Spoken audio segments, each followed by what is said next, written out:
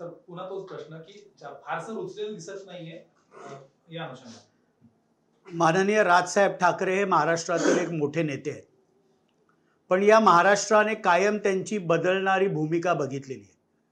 2019च्या लोकसभेच्या वेळेला काँग्रेस राष्ट्रवादीच्या बाजूने तत्कालीन देशाचे पंतप्रधान नरेंद्र मोदीजी साहेबांच्या विरुद्ध त्यांनी प्रचार केला.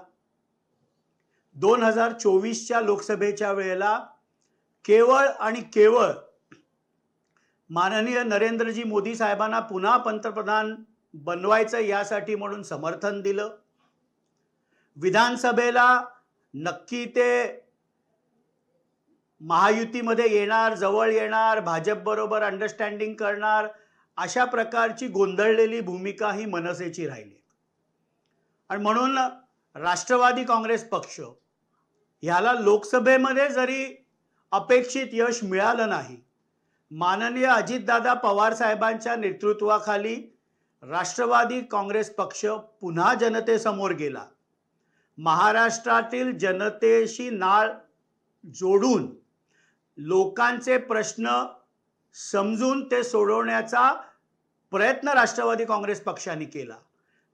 कायम ऋतूप्रमाणे आपली भूमिका बदलणारी मनसे, माझी तर त्यांना विनंती आहे की ह्या झालेल्या निवडणुकीमध्ये त्यांनी जवळजवळ 128 जागा लढवल्या, 1.55% मतं फक्त मनसेला भेटली.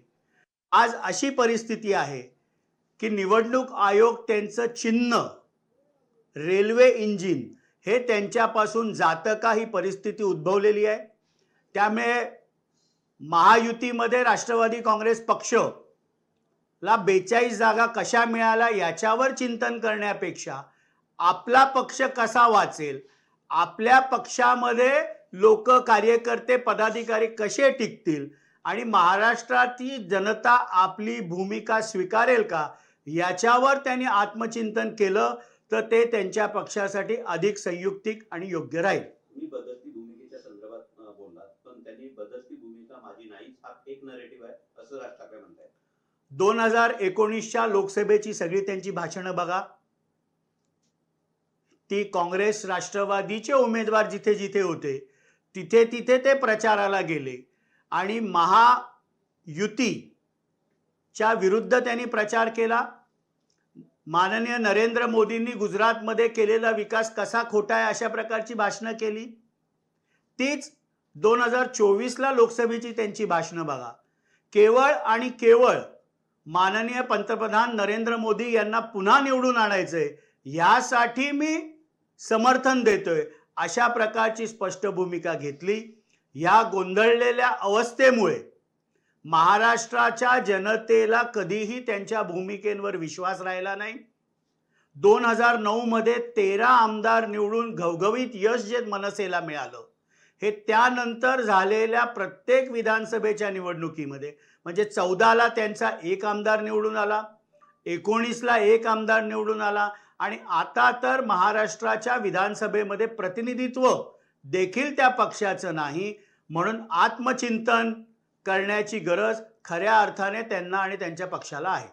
आनंदजी, याला लागूनच म्हणजे त्यांनी स्पष्टपणे उल्लेख जरी नसला केला तरी ईव्हीएम वर संशय त्यांनी एकंदरीत या संपूर्ण निकालावर उपस्थित केला. आतापर्यंत ते बोलले नव्हते. आधी काँग्रेस असेल, शरद पवार गटाने देखील ईव्हीएम वर संशय व्यक्त केला. सगळे थांबले आणि आता परत राज ठाकरेंनी तोच मुद्द्याला कुठेतरी हात घातला असं वाटतं. निवडणुकीच्या निकालानंतर आपल्याला इलेक्शन पिटिशन दाखल करण्यासाठी 30 दिवस असतात. आपल्या उमेदवारांना जर तिथल्या निकालावर विश्वास नव्हता तर इलेक्शन पिटिशन्स आपण दाखल करायला पाहिजे होत्या, रिकाउंट अर्ज करायला पाहिजे होते. पण तसं न करता अचानक नोव्हेंबरमध्ये झालेल्या निवडणुकांनंतर 3 महिन्यानंतर ईव्हीएमवर आपण जर संशय व्यक्त करत असाल तर त्याला काहीही अर्थ नाही.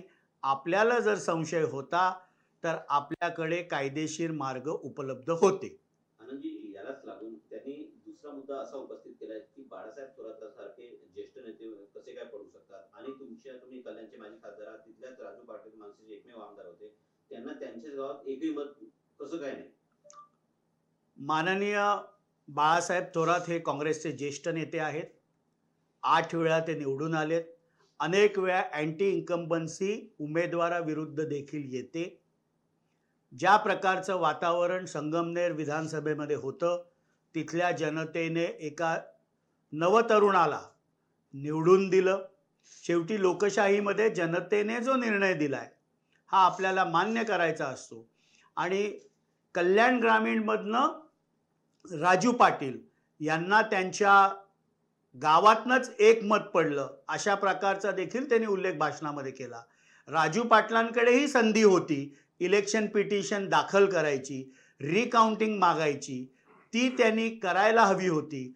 केवळ EVMवर संशय व्यक्त करून विधानसभेच्या निवडणुकीमध्ये महाराष्ट्राच्या जनतेने आपल्याला संपूर्णपणे नाकारलं. 288च्या त्या विधानसभेमध्ये एक देखील सदस्य महाराष्ट्राच्या जनतेने निवडून दिला नाही. हेच याच्यातलं सत्य आहे.